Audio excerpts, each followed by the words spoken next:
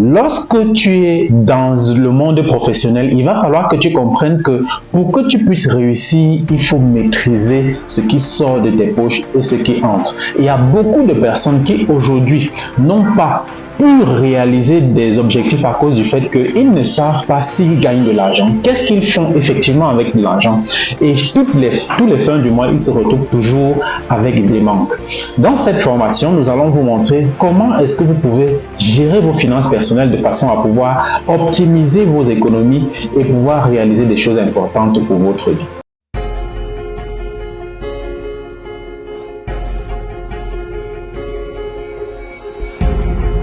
Beaucoup de difficultés financières qui t'arrivent maintenant sont dues au fait que tu n'arrives pas à gérer la qualité de tes finances personnelles.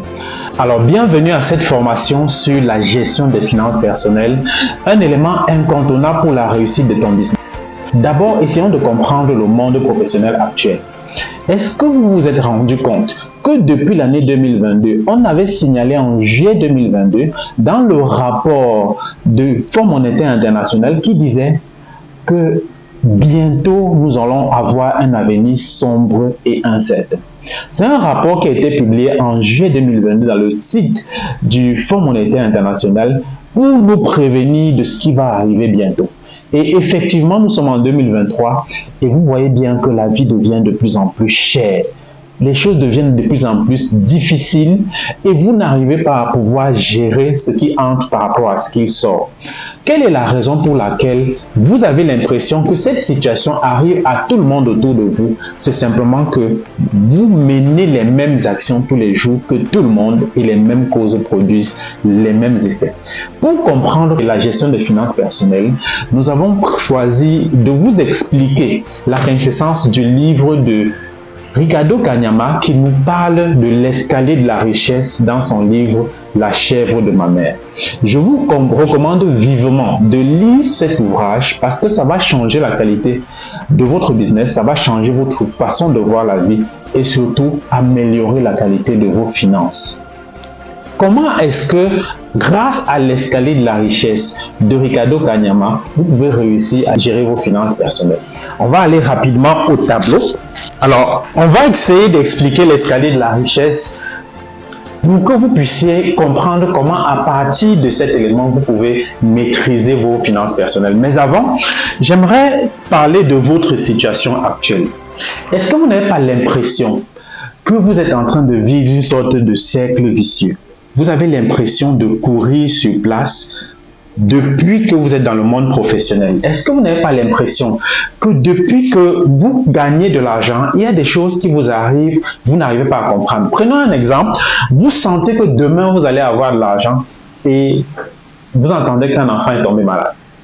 Vous avez prévu que vous allez gagner de l'argent pour un projet, pour une réalisation, quel que soit le domaine.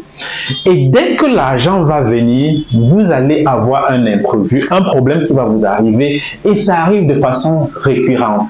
Si vous avez ce genre de situation, notez en commentaire pour qu'on puisse voir les personnes qui sont dans la même situation et je pense que 90%, 98% des personnes sont dans cette situation. C'est à cause du fait que nous faisons la même chose tous les jours. Nous nous levons le matin, nous partons au travail, nous faisons 8 heures au travail, nous revenons, nous lisons, nous regardons la télé et le matin, nous faisons la même chose. Tous les jours, nous vivons une certaine sorte de routine.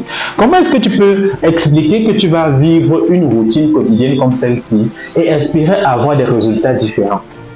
Puisque tu fais la même chose tous les jours, les résultats seront pareils. L'objectif de cette formation, c'est que tu puisses sortir de ce cercle vicieux et pouvoir réaliser des choses différemment. Et pour réussir à le faire, il va falloir que tu comprennes l'escalier de la richesse de Ricardo Kanyama. Alors, rapidement, on va entrer dans le vif du sujet pour ce qui concerne l'escalier de la richesse. D'accord.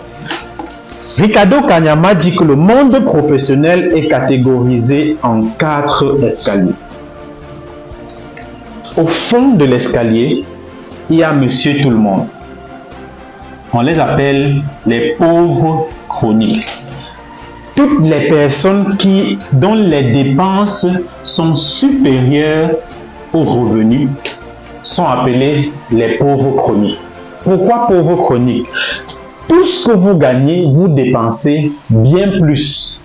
Et dans un langage africain, on va dire, vous accrochez votre sac là où vous n'êtes pas capable de décrocher. Vous allez voir beaucoup de personnes qui, à la fin du mois, gagnent un salaire, qui prennent la totalité de leur salaire, vont s'amuser dans les boîtes de nuit, dans les virées, dans les sorties. Et il y en a qui arrivent souvent dans leur divertissement et ils finissent de dépenser de l'argent, on leur donne la facture. Ils se rendent compte que l'argent même qu'ils ont prévu pour cette dépense n'atteint pas le montant de la facture. Ils sont obligés d'appeler d'autres personnes pour faire du prêt afin de pouvoir satisfaire leurs besoins. Il y a beaucoup de personnes qui n'arrivent pas à gérer leur situation de vie à cause du fait qu'ils vivent le paraître. Vous allez voir quelqu'un qui a une montre, qui a un téléphone Android, mais la question que je me pose, c'est avec quoi est-ce que vous regardez l'heure? Vous regardez l'heure avec quoi? Est-ce que c'est avec votre montre ou c'est avec votre téléphone? Nous tous, nous savons que désormais, dès qu'on a un téléphone Android et qu'on veut regarder l'heure, c'est dessus. Pourquoi est-ce que vous avez une montre à la main? Simplement pour le paraître. Est-ce que vous savez que le même vêtement que vous portez, que vous avez acheté à City Sport très cher, alors que vos moyens ne vous le permettent pas, vous pouvez l'avoir dans un marché de la place moins cher et vous repassez, vous portez, vous avez quelqu'un qui vous regarde ne saura pas que vous avez pris dans un marché moins cher. Simplement parce que vous vivez le paraître et vous voulez tout le temps qu'on voie ce que vous n'êtes pas. Alors, lorsque vous êtes pauvre chronique, vous allez mourir pauvre, il n'y a rien à faire. Parce que vous n'arrivez pas à gérer vos dépenses de façon à pouvoir économiser. Et même si vous avez l'impression d'économiser, tout ce que vous réalisez reste dans le néant. Vous ne gagnez absolument rien. Vous n'évoluez pas en fait. Vous n'évoluez pas. La deuxième escalier, on vous recommande de quitter l'escalier de pauvre chronique qui représente environ 90% de la population pour monter vers les pauvres équilibrés. On est toujours dans l'escalier des pauvres. Le pauvre équilibré, c'est une personne dont les dépenses sont égales aux revenus. Vos dépenses sont égales aux revenus. Cela signifie que, on va prendre l'exemple toujours des salariés. Ces salariés-là qui, à la fin du mois, prennent leur salaire, ils mettent sur la table, ils ont échelonné de façon à planifier leurs dépenses sur le mois avec ce salaire. Et lorsque vous planifiez vos dépenses sur le mois avec le salaire, s'il y a un problème qui survient, ils ont le même langage, on va attendre la fin du mois. Le même langage, attendons la fin du mois. Je vais vous voir à la fin du mois. Je vais régler ce problème à la fin du mois. Patientez-moi à la fin du mois. Et ils ont généralement des cahiers dans les boutiquiers du quartier, dans les supermarchés, pour pouvoir prendre du crédit et réaliser leurs objectifs. Mais en fait, lorsque vous êtes pauvre équilibré et que tout ce que vous gagnez, vous dépensez, lorsqu'il y a imprévu, par exemple, comme maladie, vous prenez du crédit pour régler ce problème, vous redescendez au bas de l'escalier, on vous appelle pauvre chronique. Alors, toutes les personnes dont les dépenses sont égales aux revenus vont mourir pauvres, c'est vrai.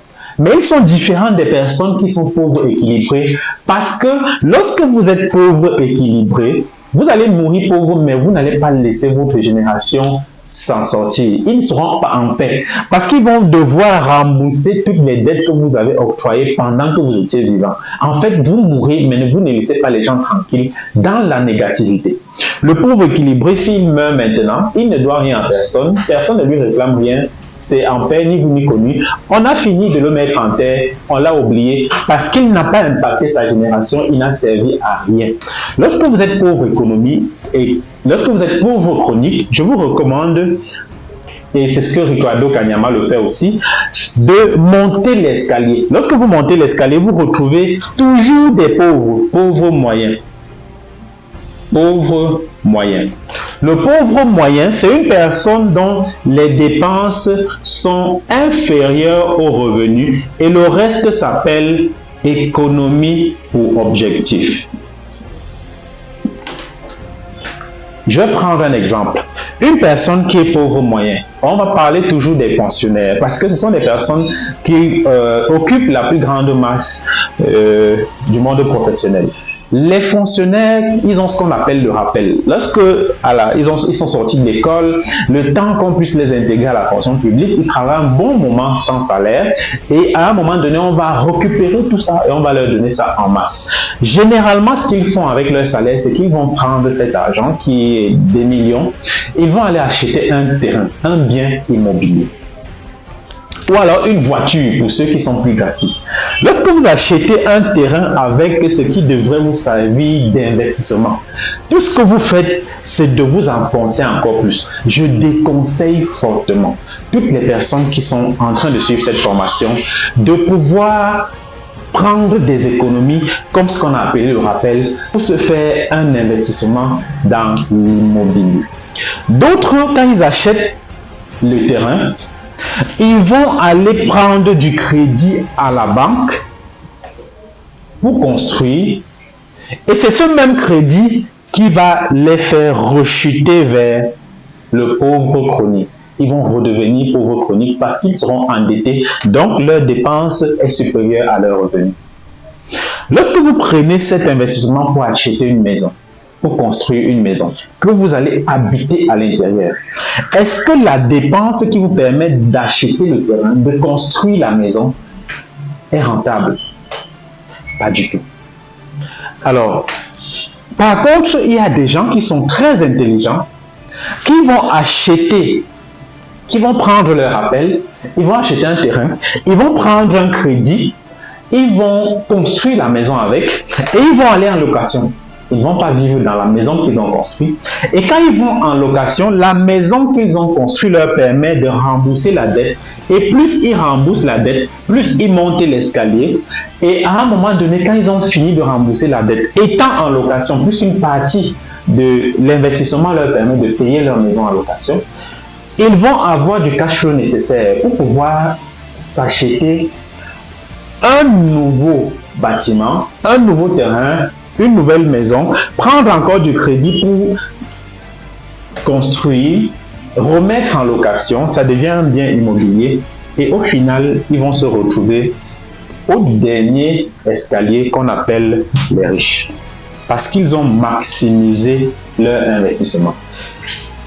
Toi qui prends ton rappel, tu vas acheter un terrain, tu prends du crédit, tu construis la maison et tu vis dedans. Est-ce que tu te rends compte que depuis que tu vis dans cette maison, elle n'est pas encore finie, elle n'est pas encore achevée? Simplement parce que tu n'arrives pas à joindre les deux bouts du fait du mauvais investissement que tu as fait au départ. Puis encore ceux qui prennent leur appel, ils achètent une voiture simplement pour le fun, pour montrer qu'ils ont. Mais en fait, dans le fond, ils sont pauvres chroniques. Lorsque vous avez fait ça, vous montez l'escalier, vous retrouvez les riches, qui est le dernier palier de l'escalier de la richesse. Les riches, ce sont des personnes qui dépensent bien moins par rapport à ce qu'ils ne gagnent. Et le résultat s'appelle économie pour investissement. Le riche investit 70% de ce qu'il gagne et il dépense 30%. Le riche investit 70% de ce qu'il gagne et dépense 30%. C'est pour ça qu'ils vont rester riches et vous allez rester pauvres. Parce que leur argent est fait pour produire encore plus d'argent sur le long terme. Entre-temps, vous dépensez plus que vous ne gagnez, vous n'aurez jamais de l'argent disponible. Vous serez toujours en train de vivre au jour le jour, en train de vous endetter parce qu'en fait, rien ne va pour vous. Comment est-ce que vous pouvez quitter de l'escalier de pauvres chroniques pour pauvres équilibrés, pour pauvres moyens, jusqu'à arriver au niveau de riches? Vous devez pouvoir faire des économies, des investissements. Pour un début, il ne vous est pas possible, avec ce que vous gagnez, de prendre 70% de ce que vous gagnez pour pouvoir économiser, pour pouvoir dépenser seulement 30%. C'est impossible. Pourquoi? Parce que déjà, vous avez un train de vie qui ne vous permet pas d'avoir assez d'économies. Et lorsque vous avez compris ça, faites l'effort de pouvoir économiser seulement 10% de ce que vous gagnez.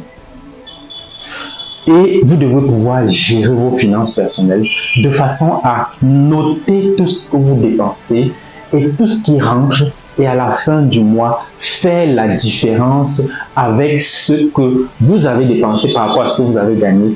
Et vous voyez la différence. Chaque mois, lorsque vous allez réussir à faire ça, vous allez pouvoir éliminer les lignes de dépenses qui sont inutiles et les transformer en investissement. Est-ce que vous savez que le savon que vous utilisez pour vous laver, le dentifrice que vous utilisez, le lait de toilette que vous utilisez, les produits que vous utilisez pour vous soigner et même les appareils que vous utilisez pour, comme téléphone, des appareils électroniques, vous pouvez en faire des sources de revenus. Vous pouvez transformer vos dépenses en sources de revenus. Comment cela se fait? Une prochaine formation, nous allons en parler. Alors, lorsque vous allez réussir à dépenser 90% de votre revenu et mettre de côté 10% de votre revenu, vous allez pouvoir monter l'escalier au fur et à mesure. Et chaque fois que vous allez réussir à maintenir ce cap, vous allez essayer d'être un peu plus drastique. Vous pouvez désormais dépenser 80%, mettre de côté 20% que vous allez investir et ainsi de suite. Vous allez vous retrouver à la situation où vous êtes en train de dépenser 30% de ce que vous gagnez et vous investissez 70%. Ça, c'est la portion des riches. Ce qui est à retenir sur l'escalier de la richesse de Ricardo Kanyama, c'est que il y a 97% de la population qui est pauvre chronique, qui se partage 3% des richesses mondiales. Entre-temps, les riches sont 3% de la population et ils se partagent 97% des biens mondiaux. Qu'est-ce que tu retiens de cette formation? Qu'est-ce que tu vas désormais faire? Moi, ce que je te conseille, c'est de commencer à comprendre comment est-ce qu'il est possible de transformer tes dépenses quotidiennes. Le téléphone, la connexion Internet que tu mets dans ton téléphone, tu peux pouvoir générer de l'argent avec.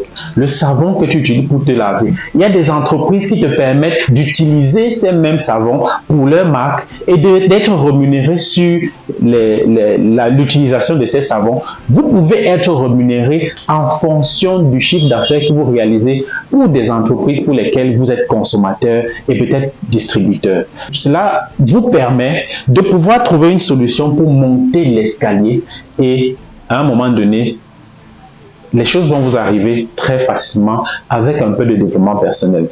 Alors, après cette formation, vous pouvez simplement comprendre que vous avez simplement besoin de transformer vos dépenses quotidiennes en source de revenus. Vous avez simplement besoin de pouvoir gérer vos dépenses quotidiennes et vous allez trouver des moyens pour pouvoir régler vos problèmes financiers, pour pouvoir traverser ou monter les escaliers afin de nous retrouver dans l'escalier des riches. Si vous avez des questions par rapport à cette formation que vous avez reçue, repartez simplement vers la personne qui vous a permis d'avoir ce lien, d'avoir cette formation et il va vous donner mon contact ou le contact d'un membre de l'équipe afin que vous puissiez être accompagné dans la gestion des finances personnelles, dans les formations sur le développement personnel, dans les formations sur comment transformer son temps de connexion sur Internet en source de revenus et dans d'autres formations que nous offrons pour la plupart gratuitement. On se dit à très bientôt. Marcel Menkan. Alors, si tu as aimé cette vidéo, n'oublie pas de liker, de commenter et surtout de partager. Mais surtout, active la cloche de notification pour ne rien rater de mes prochaines vidéos. Rappelle-toi que mes formations sont complètement gratuites et sont disponibles dans le lien qui s'affiche dans la barre de description. Il faut simplement cliquer dessus, t'enregistrer et tu recevras par mail ou par messagerie, WhatsApp ou Facebook, toutes les informations concernant mes prochaines formations. Je te demande de rester concentré, de rester connecté et surtout, garde le cap. À très bientôt.